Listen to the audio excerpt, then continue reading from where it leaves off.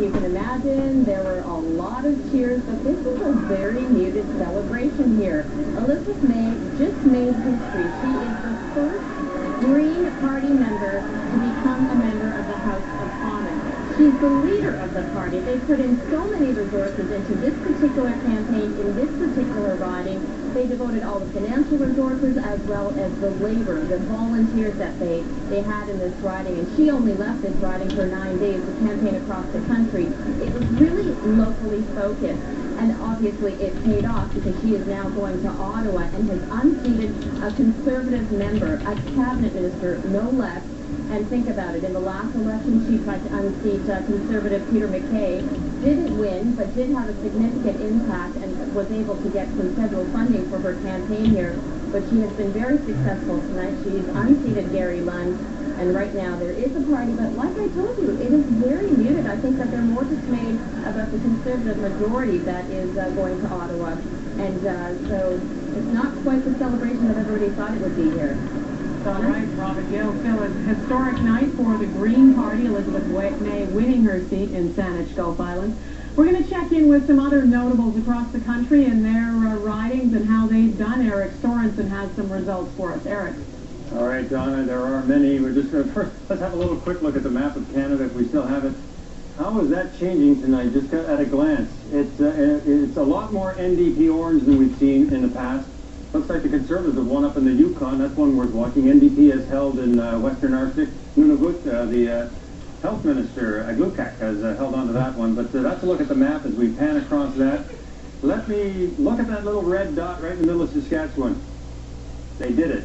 Ralph Goodale, even when all the Liberals were going down, let's have a look at his board. Ralph Goodale has hung on to win again. The last of the Trudeau Liberals, first elected in 1979, or 74. 1974 for Ralph Goodale. He went back to provincial politics for a while, but there's somebody that might stand in as a temporary leader for the Liberals if they're looking for one. Other notables, Simcoe Gray. Kelly Leach has defeated not just the NDP, but Helena Georges. She had a very tough time, drummed out of the Conservative Party, now drummed out by the voters. Chilliwack Fraser Canyon. Mark Strahl, you might recognize that name. Chuck Strahl, his dad, retired this year, and walking right in his footsteps in the same riding in the Fraser Canyon area, Mark Strahl. How about that? Markham Unionville, one Liberal who did hang on in the GTA, John McCallum, former Royal Bank economist, beating all comers. He won by 25% last time. This time he won by only 3%. So even where the Liberals have won some races, they were very close. If we have anything else you want to see right now, I'm ready to start with them. All right, Donna, back to you. All right, thanks, Eric. We're going to go back over to Saanich Gulf Islands for Elizabeth May's victory speech.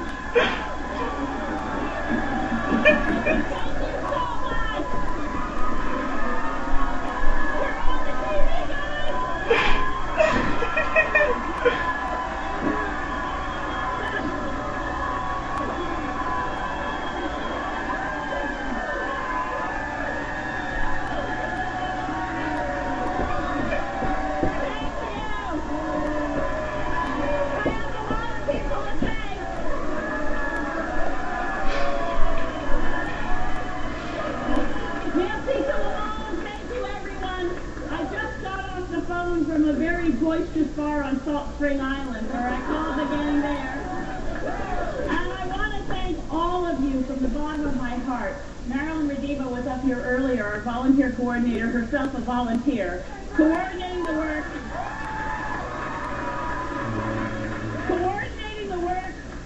And listen to this, Canada. Listen to this. Coordinating the work of the 1,000 volunteers on the Saanich Peninsula, the 700 volunteers on Salt Spring Island, and altogether 2,000 volunteers from Saanich Gulf Island who today made history.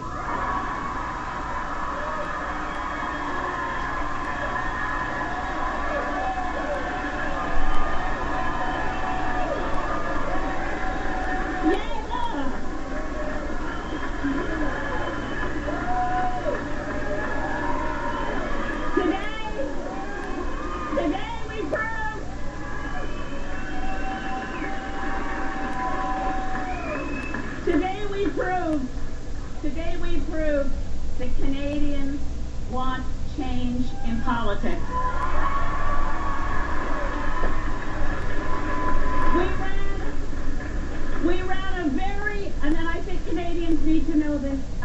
all know this, we ran a very non-partisan campaign. We ran a cooperative campaign. I need to start by sharing with you that I had a very gracious telephone call just moments ago from Gary Lunn congratulating me on this victory.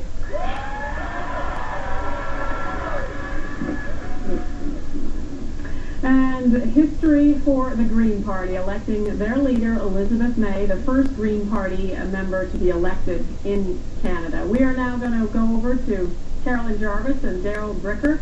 Our huge exit poll that we have, more than 35,000 Canadians. We asked them what they wanted as the outcome of this election, to be a majority or a minority government. Well, we know the answer in terms of votes. What did we find out, Carolyn? Well, we wanted to know from Canadians who voted today how they were feeling, what their appetite was for change, and whether or not tomorrow morning they'll wake up happy. And what did they say? Well, actually, 56% of Canadians say that they'll be waking up happy because they wanted to have a majority government. And they got that indeed. And what was driving them when they were heading to the polls? We talked a lot about voter fatigue. And so one of the questions we asked them was, I hope somebody wins a majority so I don't have to have another election for a while. Well, as we saw with the NDP vote, there was a fair amount of anger behind that. For the Tory vote, it was really a certain group of people who were saying, I want stable government. I don't want to have to go to the polls again for a while. So they were voting for not having to go to the polls for a while. And tally this up on the left side of the screen here. That's 64. Upwards of 60% of people who agree with the statement. I just don't want another election. Correct. And when we're talking about Stephen Harper, does he deserve to be reelected? Obviously, we sent him back for a very strong mandate and a very solid majority. Look at these numbers. Well, the way the Canadian system works, you don't have to have a majority of the votes in order to win a majority of the seats. And we see here that 45% of the population actually did say to us, you know what, come to think of it, Stephen Harper does deserve to be reelected. Donna, we have yet to hear from Stephen Harper tonight, but he's probably very happy also.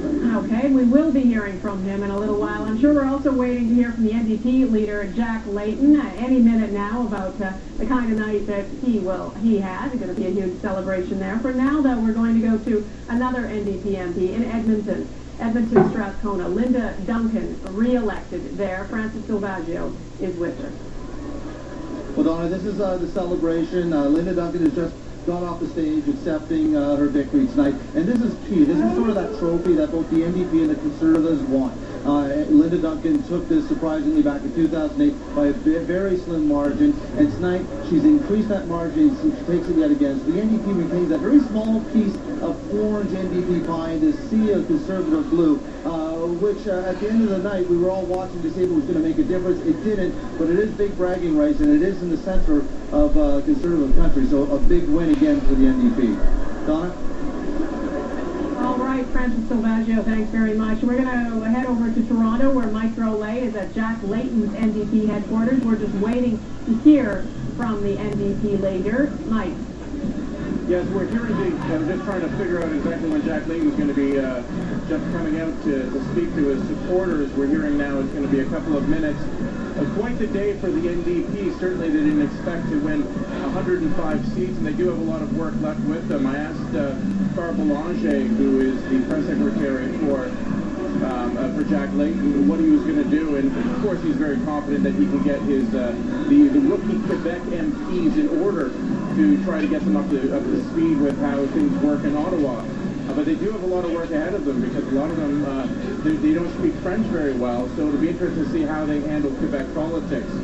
So once again, we're waiting any minute to hear from Jack Layton to see what he has to say, but quite a remarkable night here, Donna.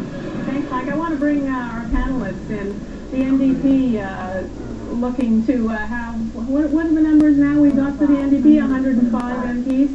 Do not adjust your second. Do not adjust your second. Thank you, Goldie. How many of them know what they're in for? How many? Have a good whip. Yeah. You're absolutely right. It's a good thing that the New Democrats had a good, strong base of members of Parliament going into this with about 36. Those folks will be the backbone. Right. If I know the way the New Democrats work, they'll assign each of those 36 to one of the new members, and of course, some of them are going to have two. Right. And those folks will be responsible for teaching those members of Parliament their oaths. Now, that said, we do have the 4 years to figure all of this out, and suffice it to say, there are going to be bumps along the road. There are going to be mistakes. but most certainly the New Democrats will work through them as they mature into this new role as opposition. You can talk about staff all night long. They all need to be staffed up too, and that's going to be a huge challenge. Big challenge. And we're a unionized staff environment within the New Democrats. Shocking. Which is going to cause an additional level of interesting problems. Oh, we're not even there yet. We're not even there. This is something that we dropped, a thread we dropped before that I want to pick up on. That's the per vote subsidy, which is something that's going to, the Tories have said if we get a majority, we're going to introduce this, which will have... We're going to get rid of that. You know, I'm not quite sure why that became an issue with the Tories. Let's talk about the effect that'll have on some of the parties. Well, first of all, I'm not sure that the Tories will lead right now with that. If they do, it seems to be a ridiculous thing to do.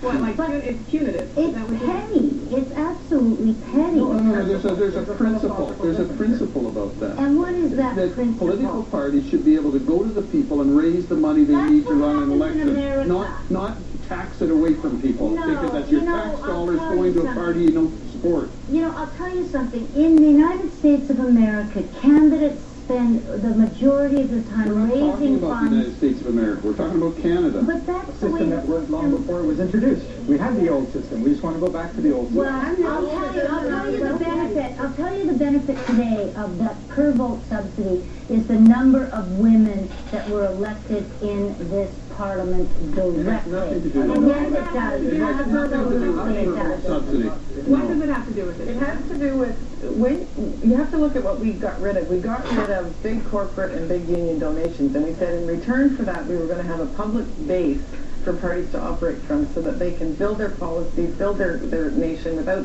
having to be beholden to political action committees and lobby groups. And in the United States, they have that problem because they have most of their monies, they have to start raising in the millions of dollars through political action committees, so it's very difficult to have policy just built for the ordinary person, and that was the quid pro quo. So we did get rid of big corporate and union donations, and we created a public climate, which has actually worked very well for all the parties. If Elizabeth May is there today... for the Bloc Quebec Bloc. They were subsidized. Okay, but you can't use that argument Well, not now. I understand that. I know. But the point is that the system is not the system that I think that we were accustomed to, which is money follows message. Political parties should be no different than businesses. You need to have a message. Business and labor put $25,000 donations on the table. You can reform that piece. And we did. But it was reduced. It was reduced. There was limits. There's limits in Canada. It's not like the United States. There's limits in Canada. Exactly. It is very different because of the legislation that we brought in. It's been legislation. I want to bring in, while we wait for NDP leader Jacques Layton to speak, I want to bring in Jacques Bourbeau, who is in Calgary at Stephen Harper's headquarters. What are you hearing from strategists there, from people around you, Jacques? Well, certainly I think the people here are ecstatic that they finally won a majority government. And Donna, one of the things I'm going to be looking for is that, of course, the Conservatives have lost some cabinet ministers. So what are they going to do with that? Because one of the things I've noticed since Stephen Harper has been in power is that he has not, he's really not demoted many people from his cabinet or promoted people in. When we have cabinet shuffles, it's really just moving the deck chairs around a little bit. So for me, one of the things to watch for once Stephen Harper gets back to Ottawa is what is he going to do with his cabinet? How much, how many new faces we see in that cabinet? He's lost Lawrence Cannon, for one. That's a big one. Absolutely. And the other dynamic I think is going to be interesting with the NDP now as official opposition is I think there's going to be more of a stark ideological divide between the government and the official opposition. And also a thing to watch for is all those new Quebec, NDP MPs from Quebec. How much are they going to push Jack Layton to start demanding some movement on the constitutional file and other things that Layton was talking about during the campaign? So for Stephen Harper, it's going to be a different experience because he's going to be facing a party, an official opposition that I think is going to have a very different lines of attack than the Liberals did. Goldie, what do you make of that? I think we haven't talked much about the dynamic between Mr. Harper and Mr. Layton. I think it's an area in which... What is the dynamic? What's their relationship like? You've heard they have a very good relationship. Do they? It's not well known, but I know that they meet quite often and have a beer? It's a good relationship. It's cordial, but the dynamic... I don't think they have a beer. But they have a better relationship than Michael Ignatius and Stephen Harper. And certainly a better relationship than is known in the public. And what's the basis of that? Trust. Well, I think that, it comes right back to where we started originally on this whole discussion about